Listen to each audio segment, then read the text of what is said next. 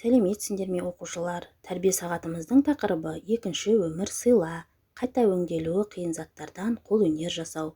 Мақсаты оқушыларды табиғатты аялауға, бүлдірмеуге, қоршаған ортаны қорғауға үйрету, экологиялық тәрбие беру.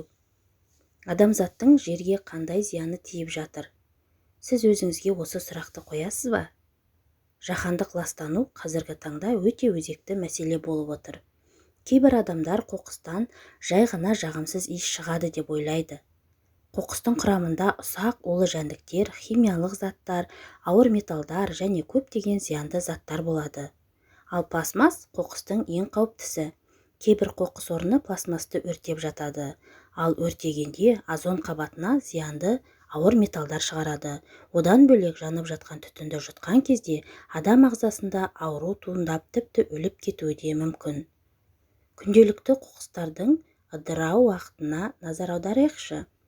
Дәретхана қағазы 2-4 күн ішінде, газет 1 айдан 3 айға дейін, алма қалдығы, картон қорабы 1 айдан 5 айға дейін, фотосурет, сіріңке 3 айдан 14 айға дейін, темекі қалдықтары, журналдар 1 жылдан 5 жылға дейін, боялған тақтай, пакеттер 15 жылға дейін, консервалар 50 жылға дейін, алюминий және батарейкалар 200 жыл.